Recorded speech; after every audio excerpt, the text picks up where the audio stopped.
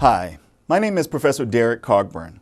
I'm an active member of a broad interdisciplinary research community known as ICT4D, or Information and Communication Technologies for Development.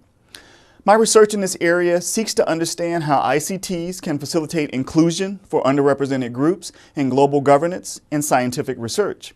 For example, we've published articles on the use of collaboratories to support HIV/AIDS research between South Africa, Botswana, the US, and the UK.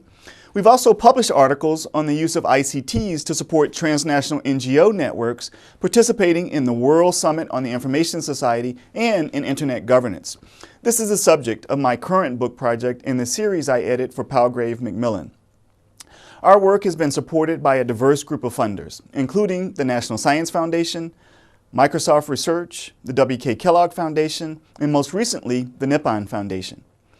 Our work with the Nippon Foundation has focused on building and evaluating the Institute on Disability and Public Policy, or IDPP. IDPP is a global networked organization of 20 universities and 4 outreach partners focused on Southeast Asia and hosted by American University. In conjunction with American University, IDPP launched the world's first virtual master's degree on disability and public policy and graduated 2 cohorts of students with disabilities from the ASEAN region. I frame my research in this area as the grand challenge of disability and development. A grand challenge is a pressing societal problem that requires sustained, collaborative, often interdisciplinary research to solve. So let me explain what that means. Following the work of Amartya Sen, we see development as freedom and expanding opportunities for individuals to make choices, such as where they live, work, play, and go to school. To address these needs, in 2000, the world community adopted the Millennium Development Goals, or MDGs. The MDGs were designed to alleviate poverty by the year 2015. And while they've achieved some of their goals, they've largely fallen short, especially when it comes to persons with disabilities, who are not even mentioned in the MDGs. The new approach, which I see as a global grand challenge, is to focus on a post-2015 disability inclusive development agenda. According to the World Bank and World Health Organization, there are more than 1 billion people in the world living with some form of disability. This is approximately 15% of every country's population.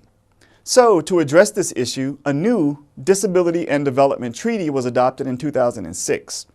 The UN Convention on the Rights of Persons with Disabilities, or the CRPD, is the first human rights treaty of the 21st century, and while it's a great start, in order to really level the playing field for persons with disabilities, there must be implementation, monitoring, and enforcement at the national level. Our current research in this area has 2 major strands. In strand 1, we are leading an international research team conducting a comparative case study of CRPD implementation in ASEAN. This study is leading to an edited volume and is the first of its kind focused on Southeast Asia. In strand 2, our research focuses on developing a better understanding of the barriers and opportunities to effective participation by persons with disabilities in the UN system. This study was requested by UN Secretary General's office as they work to increase the number of major groups addressed by the UN from 9 to 10 and explicitly include persons with disabilities. So, in closing, I encourage you to explore our website and learn more about our work on ICTs and inclusion for civil society, developing countries, and persons with disabilities. Thank you.